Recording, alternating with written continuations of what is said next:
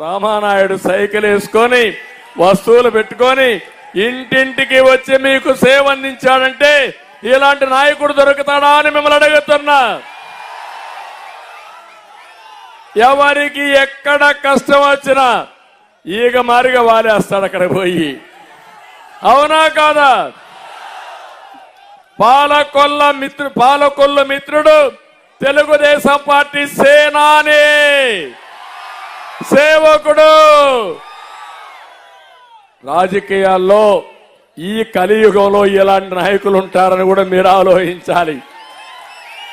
ఒక పక్కన జగన్మోహన్ రెడ్డి అంటాడు, అంత కూడా పక్కన పెట్టుకొని ప్రజలకు తెలుసు బాబాయిని ఎవరు హత్య చేశారో అంటాడు. అది కలియుగం. మంచి వాళ్ళు అక్కడ చెడు వ్యక్తి, ఇక్కడ మంచికి మారు పేరు, మంచికి ఒక ఉదాహరణ. అదే నిమ్మల రామానాయుడు అని చెప్పి నేను మీకు తెలియజేస్తున్నా.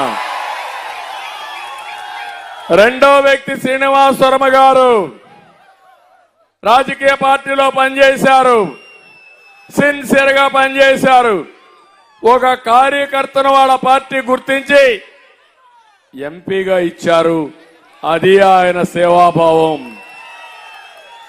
ఇప్పుడు నేను అడుగుతున్నా, మేము ఇక్కడ 3 పార్టీలు జట్టు కట్టాం. మా కోసరం కాదు, రాష్ట్రం కోసం, మీకోసం. ఈ విషయాలు కూడా మీరందరూ అర్థం చేసుకోవాలి. జనసేనాని పవన్ కళ్యాణ్ గారు మొట్టమొదటి నుంచి ఒకే మాట, ఈ రాష్ట్రాన్ని బాగు చేయాలి. ఈ యొక్క జగన్మోహన్ రెడ్డి తలుచుకుంటే రాష్ట్రాన్ని మొత్తం నాశనం చేస్తాడు. అతనికి వ్యతిరేక ఓటు, ప్రభుత్వ వ్యతిరేక ఓటు చీలకూడదని పదే చెప్పి దాన్ని నిరూపించిన వ్యక్తి పవన్ కళ్యాణ్ గారు అని చెప్పి మీకు తెలియజేస్తున్నా. ఇంకో పక్క 10 సంవత్సరాలు సెంట్రల్ గవర్నమెంట్ లో బీజేపీ ఉంది, ఎన్డీఏ ఉంది. మళ్లీ రాబోయే రోజుల్లో వచ్చే ప్రభుత్వం కూడా ఎన్డీఏని అవునా కాదా అని మిమ్మల్ని అడుగుతున్నా. అందుకే మొన్న ప్రధానమంత్రి